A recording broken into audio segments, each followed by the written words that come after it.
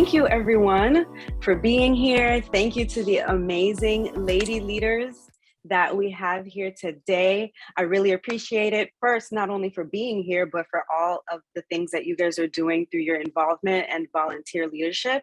You guys are just doing the most, and I am just so happy to have you guys here and to have this conversation with you guys. To end Women's History Month, I thought it was very important to kind of highlight all of the different women who are a part of the different boards with Miami Realtors. So to start off, let's just introduce everybody. I'll start with myself. My name is Chandra Etienne. I am the Miami YPM president at Miami Realtors for this year. And we have 5 other amazing leaders who are each representing the other boards at our association. So Ines, do you want to introduce yourself, who you are, what board you represent, and we'll take it from there. Hi, good morning, Chandra, and good morning, everyone that's here today. It's really amazing to be surrounded by such powerful and great women. So thank you for having me with you this morning. I am currently the chairman of the board-elect for the Miami Association of Realtors. Chairwoman. Thank you. Yes. Yes. I think Tamika has stressed that in the past, and Shakearah too. We've talked about this. So I don't know if you want, I started with YPN, with the first YPN board for Miami Realtors a few years back. From then on, I went to the residential board, served on that residential board, was residential president in 2019. From there, I went to, and a lot of people don't know, if you're a president or president-elect to any of our Miami boards, you are on the corporate board. The corporate board is the board that actually oversees the rest of the board. So we have 5 in total. I know it's complicated, especially for people that are not in Miami. So then the actual corporate board oversees the other boards, and next year I'll be chairwoman. So I think that completes it, our position. Amazing. And next, Tamika, introduce yourself. And I really want you to highlight everything that you got going on commercial as well. Oh, goodness. My name is Tamika Moses. Good morning, everyone. I'm so honored to be on this panel with these amazing women. My name is Tamika Moses. I am currently a 3rd-year term member of the commercial board. I'm a commercial board of governors. I'm governor there on the commercial board. It's so many things. I just had we just did the City of Miami Garden Spotlight yesterday, which was an awesome thing. I pushed for it on the commercial board, and we did it, and it turned out to be a great success. So, I mean, Chad, you kept asking me all these amazing commercial things, but I have so much, so I don't want to take up anyone else's time. I have so much more to say when we get into the conversation. And how did you even get involved on the board? When did that start, and what made you even get involved? So in 2017, I actually started going to the commercial marketplace. This is pre-COVID and everything. And, you know, I was piquing my interest really going into commercial real estate because I had acquired the Masters of International Real Estate from FIU. So it really kind of pushed me going to commercial real estate. And I would always hear about this board, and I'm like, what are they talking about? So like for a year and a half, and I just asked Paul one day, because I got to know Paul and everyone, and I started getting to know people that would come to the commercial marketplace. I'm like, what is this commercial board? He said, well, Tamika, you know, a lot of people don't want to apply for it. You know, he said, we're really trying to liven it up. So how about this? How about you apply? And I'm like, okay, I don't have a lot of commercial experience at the time. He said, just apply. And I'm like, okay, and I went and applied, and I got on the board, and the rest is history. So here I am helping to turn the commercial board around. And now a lot more people now getting more interest in the commercial. And I'm truly, truly honored and thankful for that, because I have a lot of people that ask me, like, listen, you're on the commercial board, and you were like you were only the only Black female at the time on the board.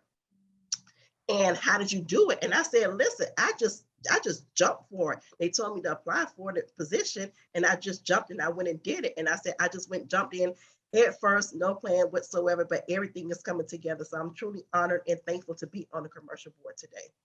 Yes, for alignment. I love it. Thank you. Anna, introduce yourself. Hey everyone, good morning. My name is Anna. I'm I'm a governor of the residential board for Miami-Dade, and I'm the founder of Analytics Miami, where I publish long-term trend analysis in the markets. I just want to say what Tamika said was so awesome, because that's how I think too. You just got to jump and go. I often get asked, it's like, how do you make your voice heard? How do you do whatever it is you're doing as the only woman in the room? And honestly, it's like, you just got to go. You just got to show up and go and get that stuff out of your mind, and just don't even have that limitation or reality exist in your mind. Just show up and do it. So what she said was so awesome. And how great to put this together at the end of Women's History Month. I think that's awesome, because it's such a great time to acknowledge how far we've come and how much further we're going to go.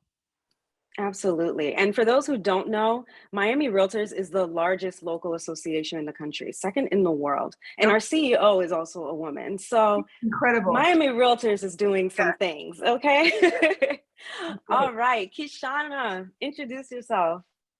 Good morning, and thank you so much for having me, YPN and Chandra, amongst these incredible women. I'm honored to be here today. My name is Kyshana Guzman, and I am a second year part of the Broward Residential Board in Broward, Miami. Love it. Thank you. Thank you. Shakearah. Shakearah Rolle, and I am a part of the JTHS Miami board, and I was asked to be the YPN chair, and then it started from there. And on my second year, this year's my second year as on the board of governor, and that's where it all began. Yes, love it, love it. So for myself, I got involved in 2019 was my first year. And it's funny because I had actually applied to be on the YPM board for 2018 and I wasn't accepted. So I actually didn't get on the first time I applied, which was okay. I understood that, like, hey, you know, the positions weren't open at the time. I think they only had room for maybe 4 or 5. So I just applied again the following year and here we are. So it's been absolutely amazing. It has been pretty life-changing, not just for in my personal life, but in business as well. We've been able to like establish some amazing relationships, not just here in our local market, but nationally as well by being involved at this level. So I kind of want to talk about that. How has everyone's business changed? And how has our businesses been affected by being in volunteer leadership here in Miami? Ines, you want to start? Absolutely. You know, it's funny because if you ask me what I thought about leadership 10 years ago and what I think about leadership today, they're completely different concepts. So I was lucky, and it was back in 2009, being an early adopter for social media. I was getting invited to speak across the country. I was not involved with leadership, but I was being asked by NAR, by Inman, to speak in different associations, actually on blogging, on what I was doing with social media. NAR recognized a few early adopters. We were called the RENet. What that means and who that was, you'll have to Google it when you're done with this. So NAR did a pilot program in 2009 and said, we're gonna grab these guys, these RENet, and we're gonna put them in committees at an NAR level. Because I was not interested at all in leadership. I'll tell you this, which is crazy. They put me in the global committee at the NAR level. It just so happened that Mady VC was the chairwoman of that committee at that time. So our job from this RENet was to tear apart these committees. So we sat there and we're like, what are these guys doing? What are they talking? Why? It was just nuts. So I sent Mady 10 pages of what she was doing wrong. And Mady asked me to lunch and she said, we need you in Miami. And I said, nah, I don't want to get involved in Miami in my own turf. I had this concept in my head that getting involved in my own territory would give away my secrets as a realtor. And it would be like, why would I give my stuff to competing realtors? So obviously I was so off. Teresa called me with the first YPN and said, we need you. I'll confess, I was already out of age for YPN when I started, but they said, because you're an early adopter and you have Ari Barcamp and you were like one of the first, we need you in here. So I said, you know what, I'm gonna give this a try. Giving it a try, I know that sometimes we want to get involved in leadership to have one more thing in our email signature, to have something to be placed in our portfolio or our resumes. And the reality is that it's so much bigger than that, you know, and as much as you may come in at first with some sort of ulterior motive that this is going to help my business, once you come in and you realize that it's bigger than you, that this is about helping others, bringing others in, helping our industry, improving our industry, it just, things line up. It really, things just come together organically, and the universe rewards you. So for those of you that are considering getting involved, listen, it's the little things, you know, look at the events that we're doing with YPN, beach cleanup, whatever it is, just get your face in there at first, and don't be afraid. Anna said it beautifully, Tamika said it beautifully, just go for it, and things will just line up for you. You know, that's so big what you just said about the intentions that people may have when they first get into leadership. And one thing that I've noticed is those who get in for the wrong reasons, they quickly get pushed out, because they don't realize that not only is this something that you actually have to care for, you have to care for the industry. You can't be in it just for the money. You actually have to care about home ownership. You have to care about the rights of homeowners and our industry ourselves, making sure that we stay at the focal point of the real estate industry as well. And having that care and putting in that work, not realizing that this is all volunteer work as well. Those who get in for the wrong reasons, unfortunately, they get pushed out pretty quickly. They don't technically last long. So for myself, you know, it's huge what you said too. It's also about like pulling in that next leader and identifying other people and bringing them in. That was the reason why I even applied to be on the board. It was somebody who was on the YPM board who was tapping me on the shoulder and kept telling me like, hey, you better apply, you better apply. I had no idea what I was getting into, but kind of like Tamika and Anna, I was just like, we're going to do it. Let's just apply, see what happens. And when I finally got on, I became a state director and took off from there and joined like 3 other committees, Florida Realtors, and then joined the committee for NAR, became a national director for NAR. And it's huge what you're saying. It's absolutely true. Does anybody else want to chime in? Kyshana, how has it been for you? Like, how has all of this affected you and your business, and just your thoughts about this overall? So I couldn't agree with you ladies more. I think I entered Women's Council originally prior to being involved with the association. And I know with Women's Council, someone saw something in me that I didn't see in myself. And they tapped me on the shoulder to serve. And ever since that happened, you know, I kind of saw a void initially attending some of the events, specifically in Broward, that there weren't a lot of people that looked like me. And I wanted to make a difference in that and make an impact in that. And I saw that the biggest footprint that could be left, not just for my term, but to bring other people with me. And I think that's our responsibility as leaders. I think as soon as we get on, you know, it's so important to realize that it's not even about you. It's got nothing to do with, you know, I found in this season of volunteering and growing in volunteerhood that a lot of the times, you know, you water others and you yourself get watered, right? At the end of the day.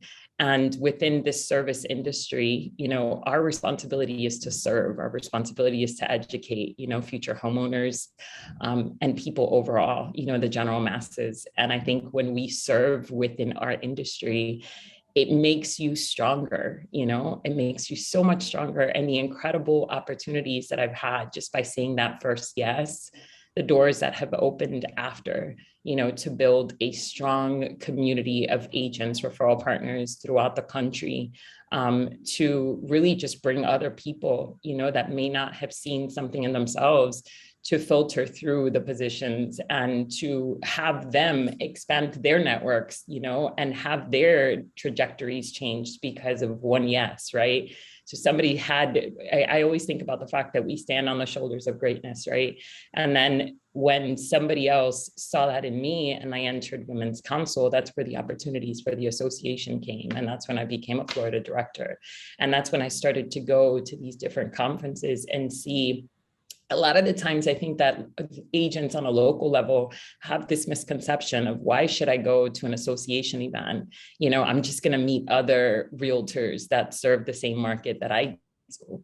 And it's so backwards thinking because you're meeting the agents that are on the other side of the offers that you're accepting.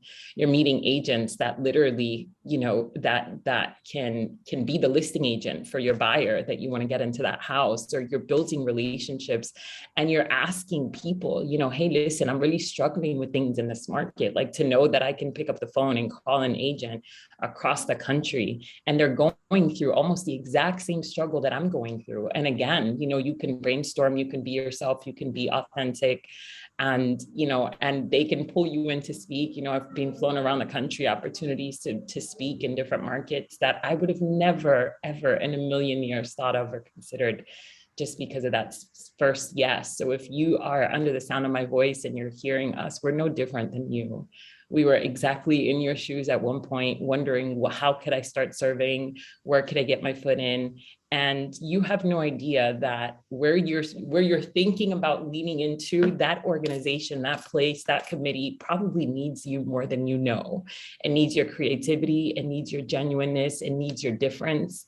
And you don't have to know it all. That's not what we're called to do, right? We're just called to lock arms because we're better together. Pastor Kyshana taking us to church on this here Thursday. I absolutely love it. Thank you for that.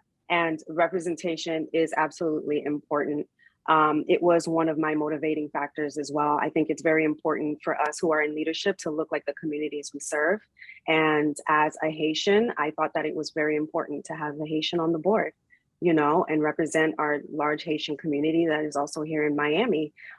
Being, immigrant parents from Haiti, being a Black woman myself, representation is important. So I love that you touched on that as well. So let's switch it up just a little bit. When it comes to business in the real estate industry, 60% of the brokerages are actually female owned. So, and this is according to NAR. So for those of you who own brokerages, what's the name of your brokerage and why did you think that it was so important for you to start your own brokerage? Tamika, you want to go with that? The name of my brokerage is Robin Bird Realty. Robin Bird signifies faith, perseverance, love, and passion. So I'm very passionate about this industry, and faith without works is dead. The term Robin Bird, it came from my mother. My mother passed away from breast cancer about 9 years ago. She is the first person who pushed me to go into real estate about 18 years ago as a mortgage loan officer. My original career was supposed to be an ESPN sportscaster, but I fell into real estate and I fell in love with the industry. So she was one of my biggest supporters. She was one of my biggest supporters going into real estate. And I wanted to start my own brokerage because I just kept on. I've been with several different brokerages. Everyone was really good, but it was just something that was just gnawing inside of me, saying, you know what? Why don't you start your own company to have more representation, especially of women who look like me, not just as a woman-owned, but as a Black woman-owned brokerage. And it's not a lot of Black women who are actually doing commercial real estate who will say, I am a commercial real estate practitioner. So I said, you know what? I started my company at 11:50 at night on SunBiz. I was thinking of a name and it just popped into my head. It kept on popping in my head throughout the day. And I went online and I just started my company and I went from there. And I think it's just more important to see women who look like us to have to be able to own their own brokerage. It's just not just owning your own brokerage. It's about also educating. I educate a lot of people now. So currently it's just me. I am bringing on new agents. I already interviewed quite a few. So they're going to be onboarding in the next quarter. But my thing is, I've always wanted to be able to give back. I'm a big believer of giving back, being educated. We have so many new agents that are getting in this industry. And the first thing that I was talking about, the money. It's not about just the money. It's about the relationships. It's about building others up. I want to open up the door to other women, other men, anyone who wants to go into this industry. I tell people, I say, it's just not just a transactional business. It's not about, I said, you're dealing with people's biggest assets, whether it's residential, whether it's commercial real estate. I said, it doesn't matter. It's about building relationships. Serving on this board as a broker, I've established so many different relationships. I never thought 10 years ago, I would be in this position. I grew up as the only child from my mother, so I was always quiet. So now for me to be even pushed into the forefront and say, I am actually a leader on on the largest local realtor association in the country, also on the commercial board as one of the first Black people on the commercial board, and to be able to start shaking things up, and then also now owning my own brokerage is astounding to me. So starting my own brokerage, it's just not about just, okay, I have a bunch of agents, I'm getting paid a little fees, and we're going from there. No, I really want to be able to educate other agents. And I mean thorough education. And I have other agents from other brokerages, they call me and I give them as much information as possible. And they're like, I'm like, no, we're all in this together. I said, it doesn't matter who your broker is. I never overstep any brokerage or anything, say I'm trying to recruit you. You know, if they call me with a question, say, hey, I can't get in contact with my broker. You know, can I ask you a quick question? Sure, why not? I always tell people it's enough room at the table for everyone. And we have to learn that in these brokerages. So I want to be, so when I started my brokerage, I want everyone to have a seat at the table. So that's one of my biggest whys. We all want to have a seat at the table. I want us to be passionate about this industry. And my biggest thing is any agent, outside agent of Robin Bird Realty, they will always tell you, listen, when you get on the phone with Tamika, it's not going to be a 5-minute conversation. It's going to roll to 30 minutes because she's just going to keep on pouring into you. And that's what I wanted to do. I want to be able to pour into new agents, experienced agents, whomever. I tell people, I say, it's more than enough knowledge to share. It's everything. So that's one of my biggest whys of starting my own real estate brokerage. And how has it been being a woman in the commercial space? Because we know that over 70% of the commercial practitioners are actually men, and those in CCIM, I think it's only like 13% or so. Yes. So how has that been being a woman in that space? It can be an up and down situation, but one thing about me, I am one of those people, I'm going to follow up and I'm going to make my voice be heard. And we have to make our voices be heard because, you know, average age is 50-year-old white male. And that's just how it is. It's like an old boys club. So a lot of events, I'm actually sometimes the only Black female in the room, but I make myself be known and I let them, and I have it in the mindset stating, I have my mindset saying I'm supposed to be in this room. When I walk into this room, I'm not shouldering over like, oh my God, no, I'm introducing myself. I'm letting you know I'm just as qualified, if not more qualified than you are. So we have to. I can attest to that. Tamika makes herself known. We have to, and especially as women in commercial real estate, it's like an old boys club, but we have to be able to say, you know what, I belong in this room and I deserve to be in this room, and we need to make our voices known. I'm not, you know, coming here boisterous or angry or anything like that, but you're going to know exactly who I am. And like, no, she has a master's, she's almost finished with CCIM, she's done this, that, or whatever. And I tell women who want to go into commercial real estate, educate yourself. I said the board has a lot of classes. We've already started a new series with Michael Hinton, which is our current commercial board president, I'm sorry. He started a 3-part series of getting into commercial real estate. We had to revamp it. I was the first person in the room that said, no, that program needs to be revamped and scratched. It was like, oh my God, no, it needs to be done because it's more women who wants to go into commercial real estate. And I said, we can't give them archaic information.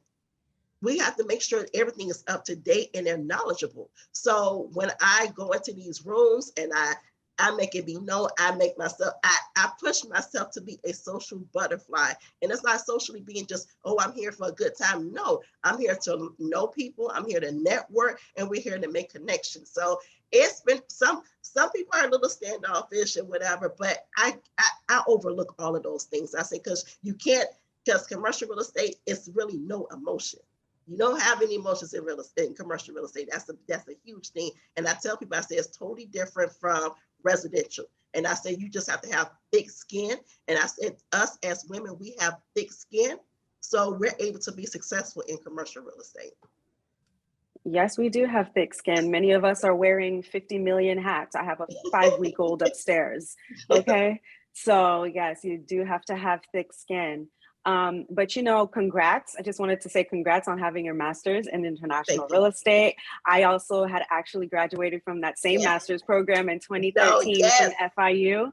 So congrats on that. Congrats on having your own brokerage and occupying that commercial space with all that confidence that you have. Congrats Thank on you. that. It is huge. And I'm just going to borrow some of that from you. Of course, Sprinkle it on myself. I'm giving. No, I'm giving it to you. Yes. Whatever else. And I tell any agent, you could call and ask me a question. I said, it's nothing to it. And even being on the commercial board, I didn't want to be the only female and the only Black female at that. That was my time to open up that door to bring others along to say, hey, we can do this. So so last year, I sent emails out to everyone reminding them and say, hey, apply for the commercial board. We have to be able to be at the table because you're asking for these changes. You're saying, oh, why don't XYZ? Well, guess what? I want you to apply to the commercial board so you can make your voice be heard. So that's one of my biggest objectives, even being in the commercial real estate realm, going for CCIM. I'm here to open up that door for others to come along as well. So I knew I brought on women leaders who are absolutely amazing onto this panel, but I didn't know I brought pastors too. So thank you for that.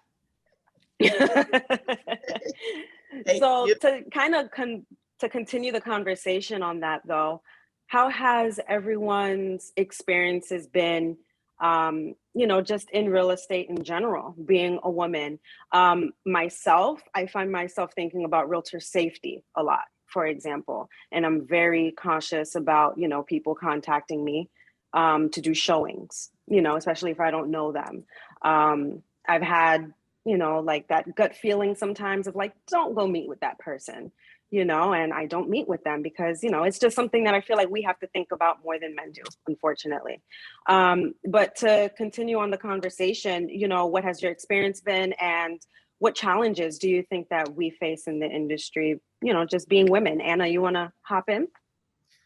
Yeah, great questions there. So I'm perhaps a funny person to ask this because my background in my life, I've almost always been the only woman in the room in everything that I've ever done. Going back from school to business, like I studied like very theoretical math and physics at school, and I was literally the only girl in the room. And then I've been a serious athlete my whole life, and I train with men only pretty much. And then as far as I do with business and real estate, I'm also almost always the only woman in the room. So for me, it's kind of been a normal, this is like the most women I've been around in a long time, and I'm loving it. No, really, it's amazing. Thank you for organizing. So just address your points there. As far as safety is concerned, I thank God I've never had anything questionable happen. But having said that, I screen people that I meet with heavily, and not just from a safety perspective, but from a usage of time perspective also. Like someone who your gut's telling you is no good because of safety reasons, they're probably going to waste your time and not make you any money anyway. Like, let's be real. So if your time is all we have is our time. And if I'm giving my time to somebody that's taking time away from my thoughts, my day, whatever it is, I'm not that free, that lax with it, right? So if I'm taking hours out of my day to meet with someone, that's a serious person.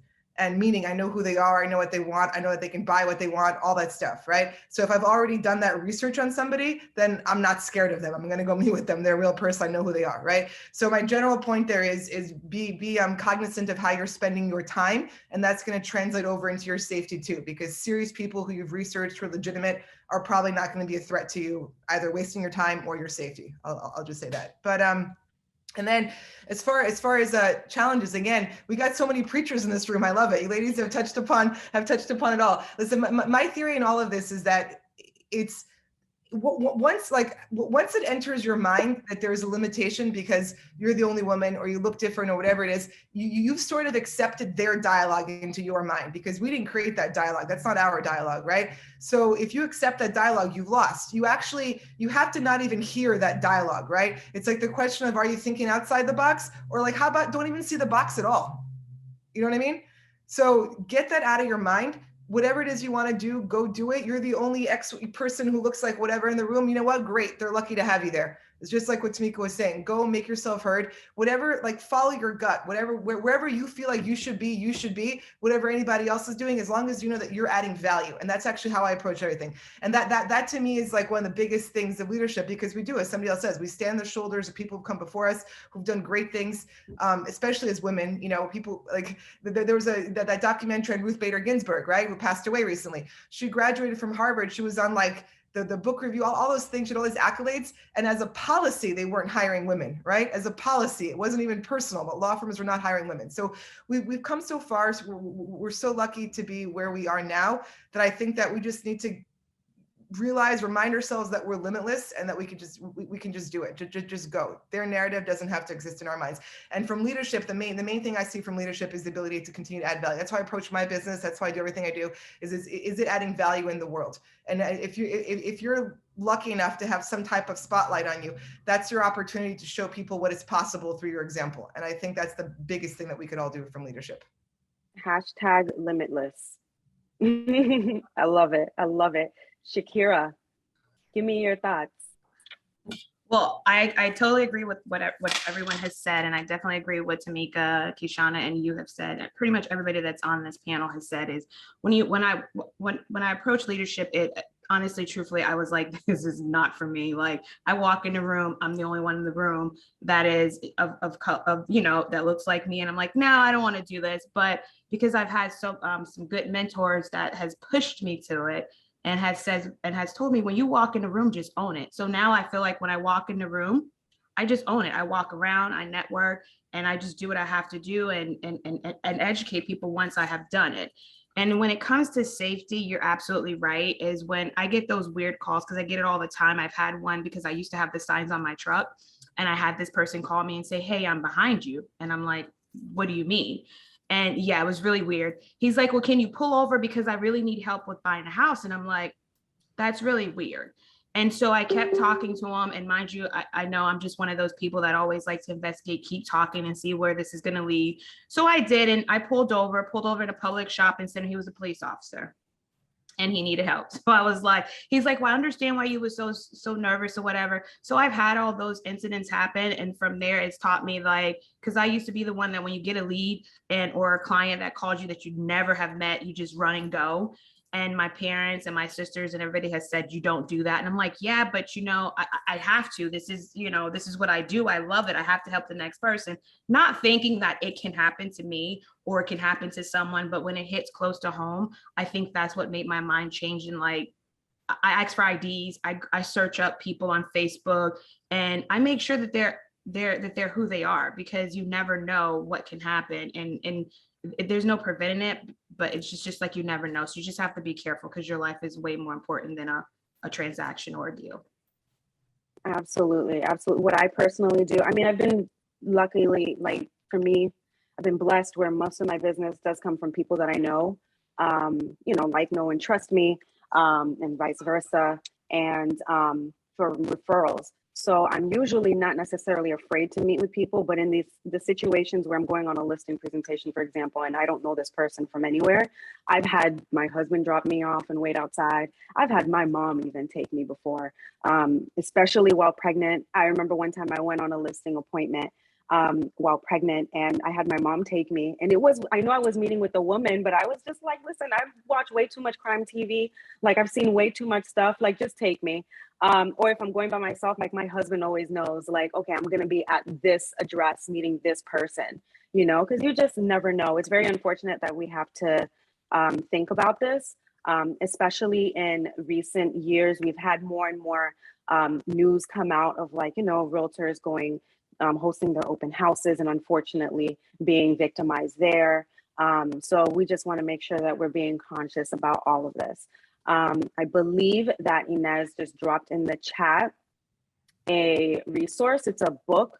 Do you want to talk about it, Ines? Like, what's the book about? So Dave Legas, he's very involved at the national level. He's an amazing guy. He's an ex-police officer. He wrote this amazing group together with Legal Scene. It's pretty much tells you that in real estate, the predatory practices are scary. And I'm not sharing this to scare anyone. It's just a reality of how easy we are as targets. I don't care if you're a woman or a man, we are targets in this industry, and we need to be extremely aware. And you know what? All our local, state, and national associations offer great tools, apps for us to be aware. Don't just jump in a car with people that you don't know. I mean, we are on social media, we're out there. So just use common sense. And I would love for everybody to read this. It gives me goosebumps because the first time I read it, I went, oh, wow, this is just crazy. But the reality is the reality. And if we are aware of predatory practices, we will be safer. And you know what? Use the buddy system. Meet people in your office before you show them properties. Let your partners and loved ones know where you are at all times. These apps are amazing today. You know, you can turn on an app and let people know, and it records everything. So just be safe, guys. It's common sense. I know Anna and I laugh at each other because Anna boxes. She's a badass, you know, and it's like, I thought I was a badass because I boxed. And then I met Anna, and it's like, wow, you know, it's like there's something to be said about women that just like know that you can take someone down.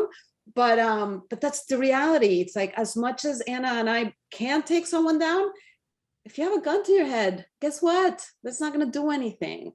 There's not much we can do. So use common sense, guys. Be safe.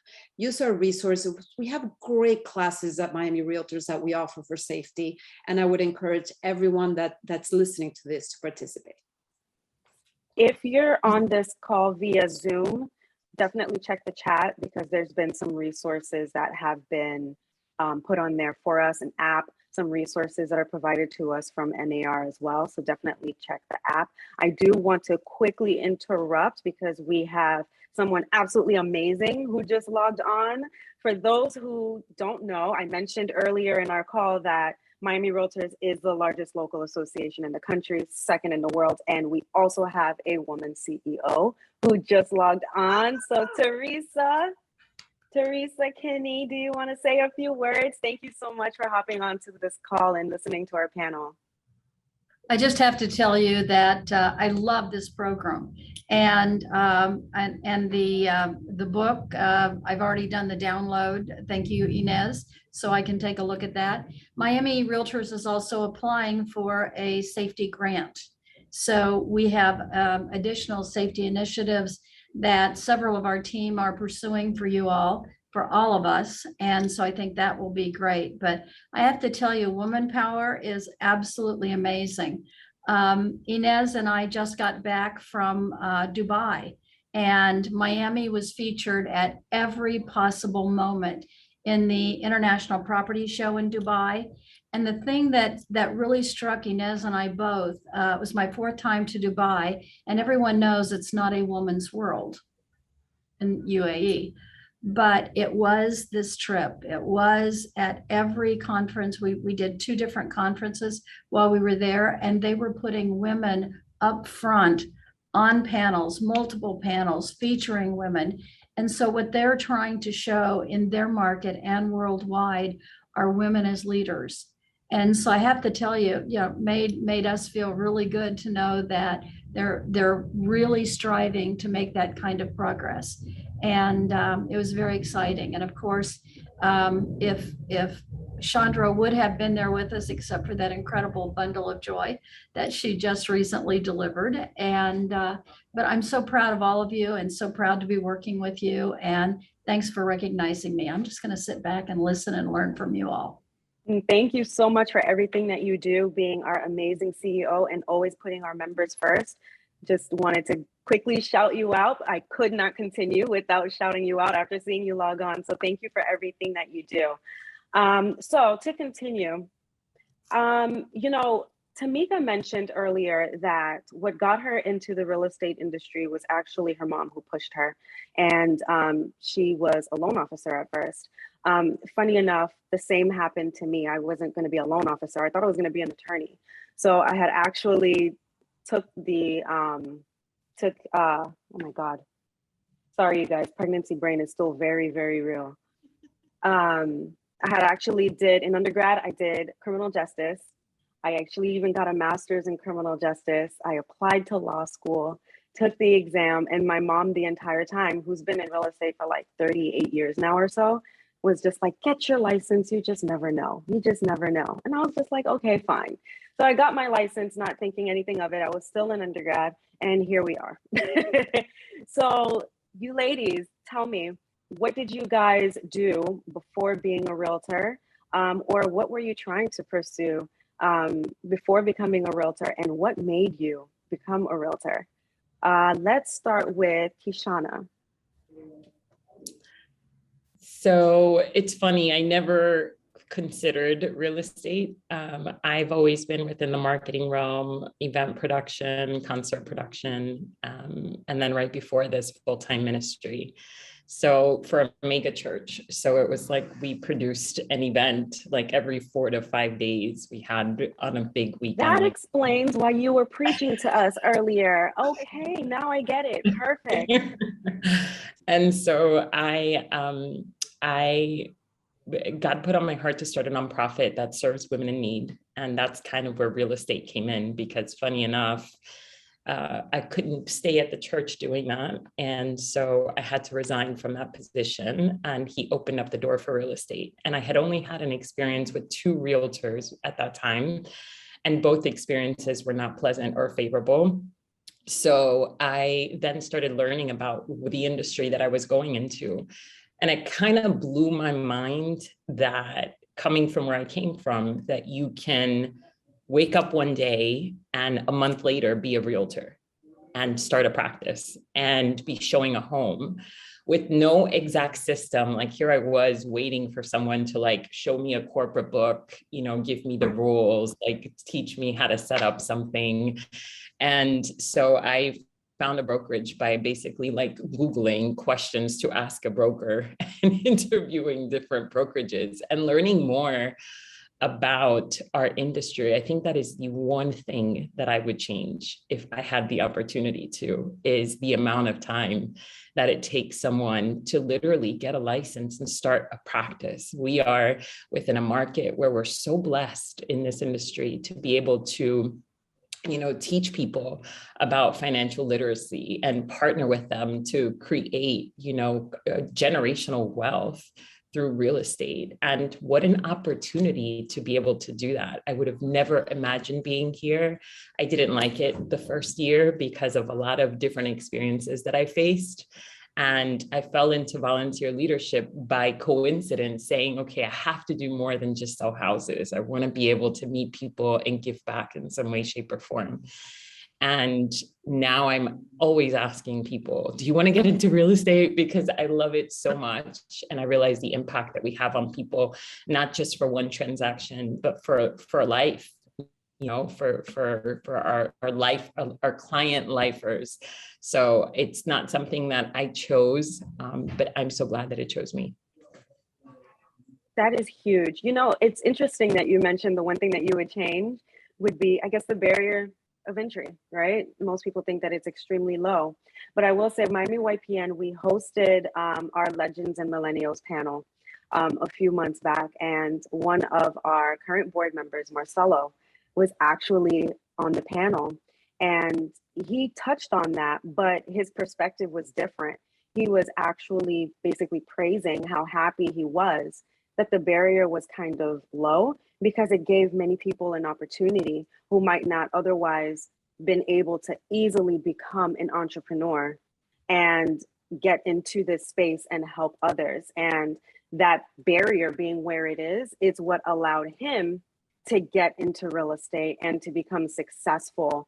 And it was interesting because that was my first time hearing somebody say that.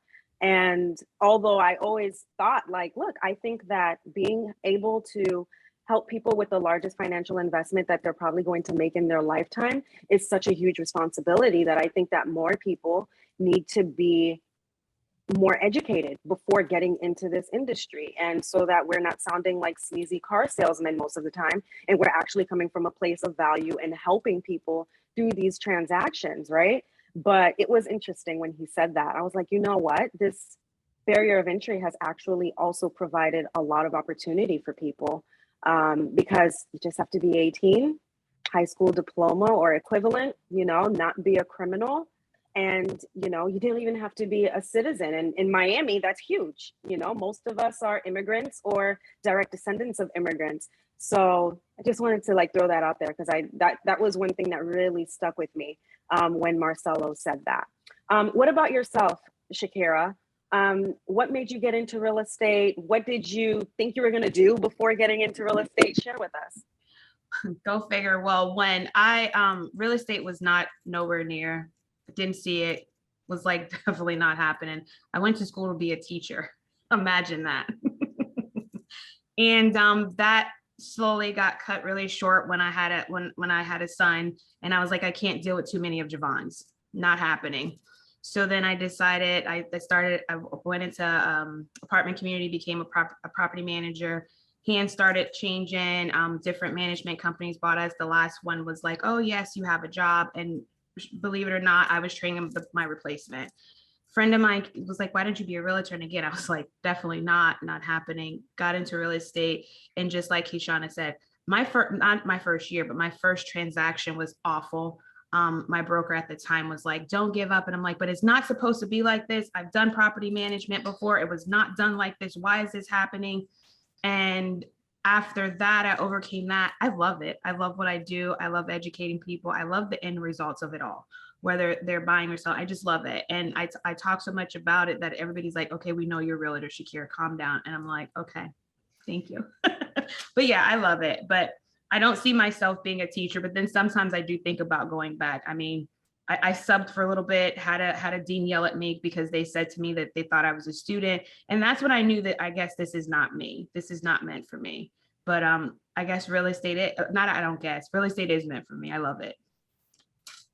Anna, you shared your interesting, story and the spaces you've been in, and share with us what made you even get into real estate, because you had a very unique path. So it was part of my my Miami discovery, my Miami experience. So I grew up in New York City, and I lived in Switzerland actually mostly for 4 years before coming to Miami about 10 years ago, before everyone else from New York started coming down here, right? And I came here as a 6-month experiment, and 10 years later, I'm still here. And so I got my license, was it 6 years ago now? And it was probably around year 3 or 4 of being in Miami that I realized I'm not going anywhere. I'm here to stay. This is home. And part of that process involved learning about the city. And what really struck me was how new the city is, and how the city, all of South Florida, but specifically I'm in Miami, and how rapid this trajectory of growth is. Like if you look across, I'm in Miami Beach. If I look across Biscayne Bay, that skyline wasn't there 20 years ago. So that this literally was not there. And so this is like New York City 100 years ago. And part of that story of that growth is real estate.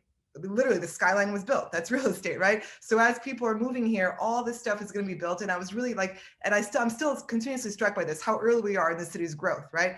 And then by virtue of that thought, I started meeting people in the industry, learning more about the space, what's coming. And it all sort of reinforced this belief that I was here kind of at the early inception of this next global city, and that real estate was a big part of that story. And that's how I got into real estate. I wanted to be part of that, align myself with that sort of growth in the city. And now, I mean, in the last year or so, we've just seen an acceleration of that. Absolutely. When it's funny because some of the skyline wasn't there, like you said, 20 years ago, like 10. Oh, I know. I mean, yeah, exactly. This all just happened overnight. Correct. Overnight. Correct. It's just crazy. And it's absolutely amazing to watch. And like you're saying, it's absolutely amazing also being a part of the process and the growth of this amazing, amazing city. What about yourself, Ines? Tell us a little bit about yourself. What made you get into real estate? What were you gonna do before getting into real estate? Share. Well, my story is a little bit different as well. But you know what? It's as much as it's a little bit different, you're starting to see a pattern, which I love. The fact that so rarely someone gets into real estate, and I know Gary is here as part of the thing, we've talked about this. So very few times families from real estate become realtors, or that's your first career. So I'm an architect.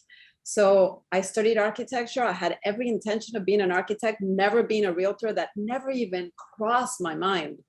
And I have a true passion for architecture. But what happened was that I had a family member that had a commercial building and asked me to manage it for them. And I was like, why? And he's like, oh, Ines, come on, you're an architect. You can climb the roof, do all that fun stuff. Dealing with tenants is not hard. And then your husband can do all the financial stuff because he's an accountant. No problem. I did it. We blinked, and because we were doing such a great job, we had 20 buildings, 20 commercial buildings that we were managing. So obviously there was something there. I didn't enjoy it by any means, okay? Because as a property manager, you hear all problems. But we lost the opportunity of making real money with real estate transactions a couple of times. So that translated into my husband saying, hey, we need to get our licenses. We can't just let this money just fly under us. So we both got licensed. Then all of a sudden I saw a correlation between my architecture and real estate that I was like, I never saw this before, which was a duh moment for me. But that aha moment was exactly because I created a niche from my architecture passion into this world of real estate. Now, I'm going to tell this because obviously public forum, and I know so many people go through this. It was embarrassing to be a realtor. I hate to say this. You know, I got from being an architect to being a realtor. My mom would like put her head down and she was not proud and she was embarrassed. And she was like, why are you going into this industry? We didn't really know much about it. And that leads into this conversation today. You can sit back and say, I'm in an industry where people are not doing things right, or I'm going to get involved, you know? And even though if those little changes are tiny, and that's what's going to be, if I can move the needle just a tiny little bit, I made a difference. So that was ultimately when Teresa called me to get involved with YPN, I was like, this is the opportunity. This is the chance that I have to try to make a difference. And you know, it sounds cliche and it sounds like, oh my God, whatever, she got involved in leadership to make a difference. But it really was. And I, like I said before, it's bigger than you and your own business. And so anyone that's considering getting involved in leadership, please just ask any of us here. You know, we are giving individuals that are always looking for talent to move up, and we will help you. So I know someone at the beginning said it's intimidating. Yes, of course it's intimidating, but you know what? Get out of your comfort zone, challenge yourself. That's the beauty of life. So just call us, let us know. We want you involved. You know, it is so true what you said about being embarrassed, because I remember when I was taking the LSAT, it was around the same time I was getting a new car, and I went to the Mercedes-Benz dealership that my dad had been going to for years. And I went to the dealership to get the car, and the car salesman obviously knew us very well. And when I told him that I was a realtor, he was just like, why? Aren't you going to law school? Why would you become a realtor? And I remember thinking, you're a car salesman asking me why I want to why I'm getting into real estate. And then I had to ask him, do you plan on living in your car? Like, does anybody plan on living in their car, or do people need somewhere to live? Who do you not know that doesn't need somewhere to live? Like, I'm getting into something that actually has like a need to fulfill for people, right? But it was just so crazy. That was the first time I was like, oh my God, people are actually looking down on me for wanting to get into real estate. But at the time, I don't think people were seeing real estate the way that we do now. I do think that it has changed a little bit. I do think that it's being a little glamorized right now. That might be giving some people a false impression of what we actually do, thanks to social media and some reality TV shows. It is completely different and it is completely real. I'm sure all of us, when we first got into real estate, we all had that one transaction that made us go, do I even want to do this? This is crazy. This is hard. How do I manage all of these expectations? How do I manage all of these different personalities and the 20 plus people actually involved in a transaction. I remember one of my first transactions, I didn't know that the sellers, it was a short sale, and the sellers had put their son on title. Their son was in prison for second-degree murder. How in the world do I find somebody who is in prison to actually sign these closing docs? Like, it was crazy. I ended up hiring an attorney, paid him $300, retained him to actually go to prison and visit this man. And then to find out in the middle of all of that, that this man was still legally married to a wife he had not seen in 4 years. Then we had to hire somebody to find the wife. But we closed, and I double-ended that transaction. But the point of all of this is to say that it is not easy being in real estate, and that as women, sometimes we have to jump over some other hurdles. You heard Teresa say, unfortunately, I wasn't in Dubai because I had literally just birthed a whole human. And sometimes we have to wear multiple hats. And so we're reaching the end of our hour. So I do want to just quickly touch on, you know, in our industry, unfortunately, like most other industries, men make more money than us. So the average man in real estate makes over 97,000, and we make almost 30,000 less than that, or more than 30,000 less than that on average. Why do you guys think this is? I know I have my thoughts. I have my, you know, belief as to why this happens, but I would love to hear from you guys. Tamika, you want to share what you think as to why this gap exists in what the average man makes and woman makes in real estate? Well, especially in commercial real estate, I've seen a lot of these male commercial agents. You know, they make an astronomical amount of money, and I'm looking at some of these properties that they're listed. I'm just like, did you just go take that with your camera phone? But if I come in, you know, I've battled against, you know, other male counterparts to get listings, and I have to go while they're doing one time. I have to do it. I have to do it 10 times over. I have to do a fabulous job, and it's so sad that, you know, just as a man, they think, oh, okay, they're just gonna be better because, you know, they already have the connections. But you don't know, if I have the connections, I have to show I'm more valuable.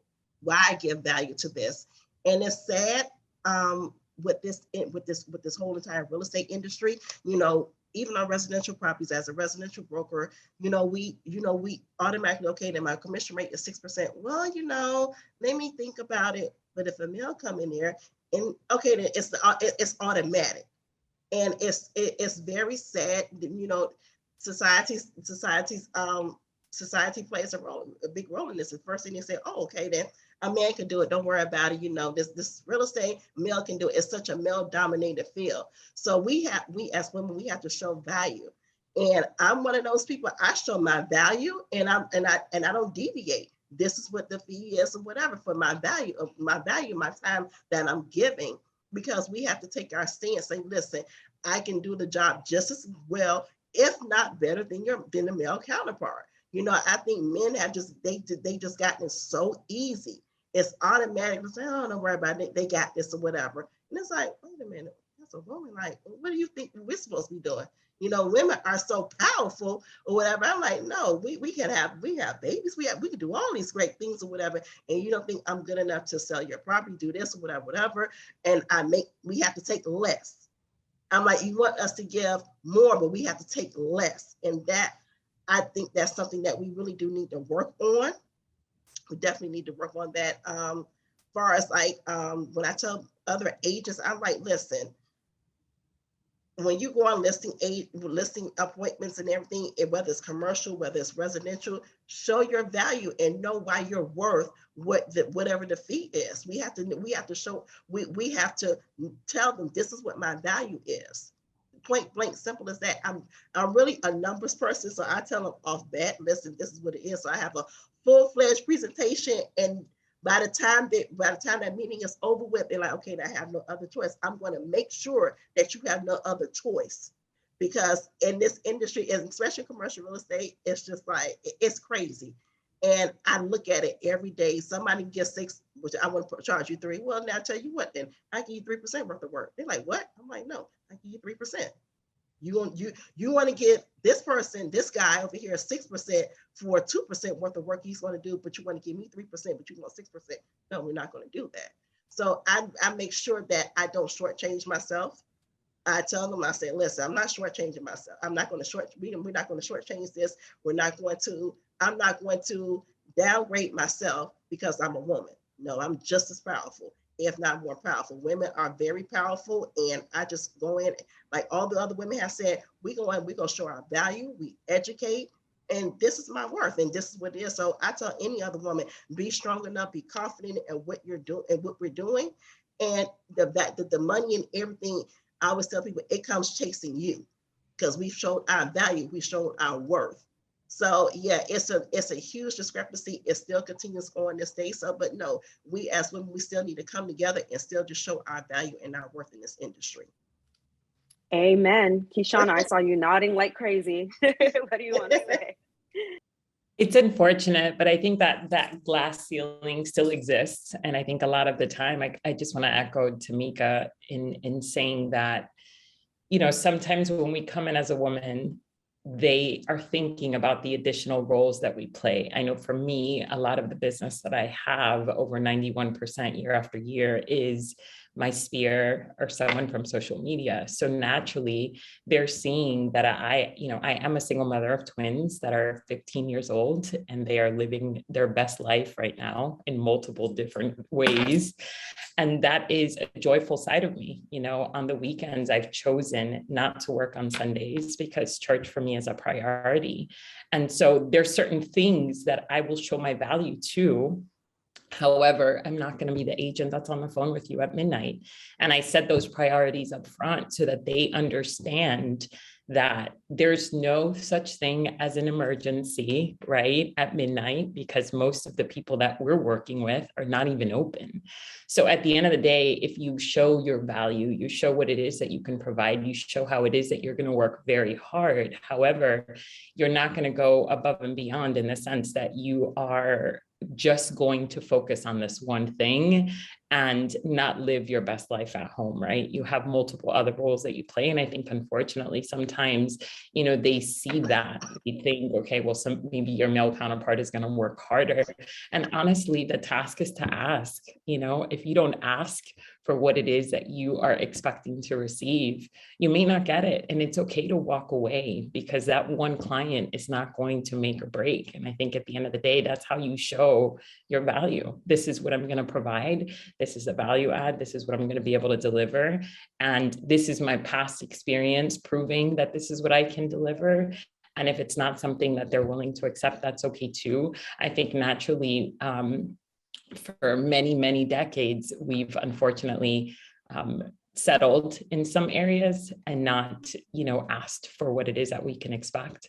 But I think as a whole, our male counterparts can definitely start to cheer us on in those arenas. And, I know we spoke about having a seat at the table. Definitely they could help us by bringing us along the ride and making sure that we too have a voice and are seated at the table so that we can have some of those same opportunities to earn more. Amen. Didn't expect any less. Anna, what are your thoughts? You want to share? Yeah, something I think about quite a bit. Look, when averages are quoted like that, like whatever you quoted, the 90 and the 60, whatever it is, these are averages across, I'm a numbers person, these are averages across the population, right? And I'm going to tie this into what's been said by everybody else. It's very important to know your boundaries, as Kyshana was just saying, in your value add, and to define your reality and define your life. If it is important to you to have those guidelines where I spend time with my kids, I don't answer the phone at midnight, like that's cool. And if someone doesn't like that, they walk away. That's fine. That client's not going to make you or break you. That's all the process of defining your life. And we're all entitled to do that. And we should all do that. If you kind of like just, go blow in the wind, you're going to be all frenetic and not have a clear life. So that's why I 100% agree with that. But when we look at these national averages like that, there's averages, right? And then there are individuals. And when you look at an individual that's anecdotal, that individual could be an outlier, they could be whatever, right? So I'm a big believer in the individual. We can all be whatever we want. But when we look at averages, we do have to look at that average as an aggregate of everyone's behavior, right?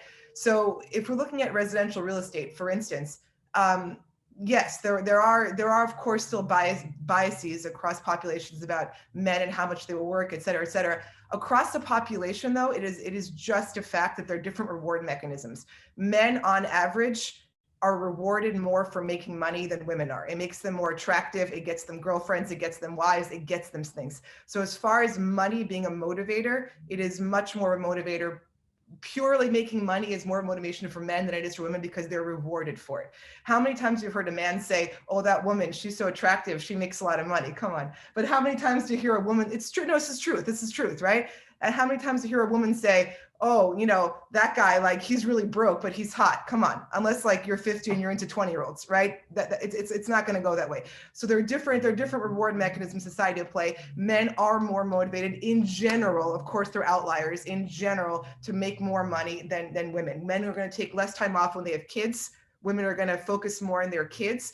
And I'm not judging, it's neither good nor bad. It's everyone's life is their life, but on average, this is the truth, right? So when we see that discrepancy in earning across the population, it's not just because people are biased against women, it's also because of different motivations in place in society and different choices that people make on average. There are outliers, of course, but across the population, most women are gonna prioritize their family and their kids over answering the phone at midnight, whereas most men are going to be more pushed just to make more money because they're rewarded for it much more than women are. That's just how it is.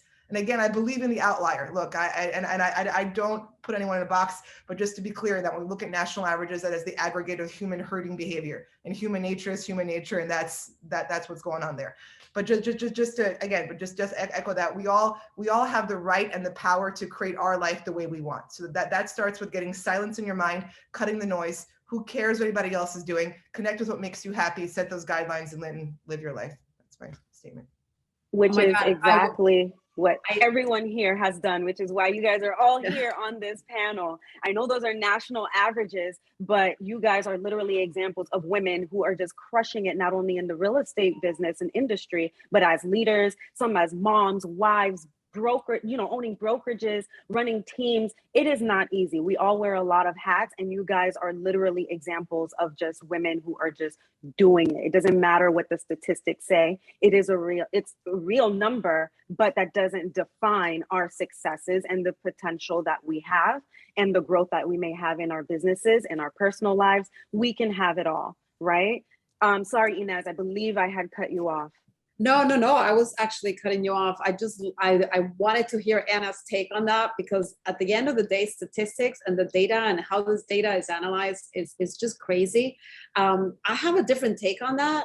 It's also, as women, yes, we make up most of the real estate industry, but most women that get into the industry, if we look at the data from NAR research, which is crazy, most women that get into real estate are stay-at-home wives that are, oh my God, let me do something. I'm bored. My kids are a little older. Let me do a little bit of something. So again, motivation, like Anna was saying, it's key. So our motivation is, let me do something on the side.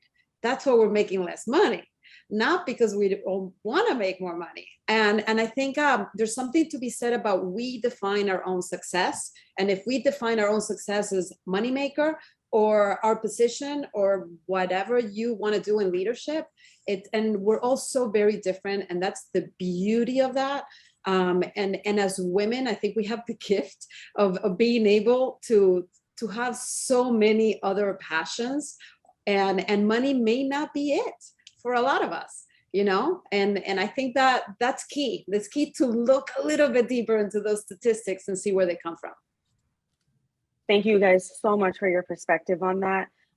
Before we end, I did want to quickly give a quick shout out and highlight Marcelo Staymander, who is on our board, who's actually on our call, who recently just won and is 30 under 30 for NAR, representing Miami Realtors. So just wanted to give him a quick shout out. Congratulations, Marcelo, for representing our association, representing YPN. He also has an amazing team of women who help his business. And so he is a very, very big, advocate for women. And so thank you, Marcelo, for everything, and congratulations. Just wanted to quickly shout you out before we ended. I really appreciate it. Thank you so much. And like you said, welcome. my business is much better thanks to the women that are part of it. Yes, and you talk about them all the time. You're always saying how much of a role they play in your business, and you're always giving them credit. So thank you for that, and congrats again. And Gary Rogers is also here. Let me tell you, Gary it's interesting. I connected with him during lockdown and everything via Clubhouse. Ines was like, get into this room. You want to be in this room. And he was in there. There was a whole team that was helping with with our first vice president for NAR. And it was just absolutely amazing. From there, he ended up inviting me to speak on a panel with him at NAR. So Gary has been a major leader in our industry. So thank you for hopping on and being here. Just wanted to quickly shout you out as well. And talk about men that help women get ahead. Absolutely. That's you. Absolutely. He is, when we talk about, a lot of times we like to say, like, we can't just be rooting for ourselves and asking for a seat at a table ourselves. It's very important for those who don't look like us to actually be the ones to kind of bring them along with them, right? And Gary is an example of that. So thank you, Gary, for everything that you do. Any last words from my amazing lady leaders? No, I think you guys have said enough. I mean, you guys took us to church today. You guys really preached, gave a lot of insight, not only for us to learn a little bit more about yourselves, but a little bit more about what it is to be in leadership, how it has affected you, just our personal experiences, being women in the industry. And I just want to thank you guys all again for all of the work that you guys do for our industry, for everything that you guys do for Miami Realtors. And you guys are just all absolutely amazing leaders. You represent us well. And I'm just proud to have, been in leadership with you all. And thank you all for being here. I appreciate you all. Kyshana, you wanted to say something? I just want to thank you for having us, number one. And number two, I just want to, again, reiterate to anyone that's on the call, if you have any questions, there's so many different opportunities to serve within the association, and your gifts and your talent and your voice is needed. It's not wanted, it's needed. So if there's anything that we can do to clarify what those opportunities are, we've listed all of our contact information on the chat, and we'd love to be able to walk you through what that looks like. It could be as large or as small of a commitment as what you want, but your presence is needed in the room. Absolutely. Thank you for that. Definitely check out the chat. There's tons of resources in there. Like Kyshana just said, phone numbers are also in there. Please feel free to reach out to any of us to learn more about what it means to be involved. We are an open book. Like Tamika said, we even share our business practices with you guys. There is enough space and enough business and just enough seats for everybody. So please reach out to us, and we're an open book. Thank you all for being here. Thank you, ladies, for being on the panel. Thank you, everybody who attended, who's watching live on Facebook or is here on Zoom. I appreciate everybody. Yeah, but on my way home, yeah. Wouldn't it be crazy? But you still remain.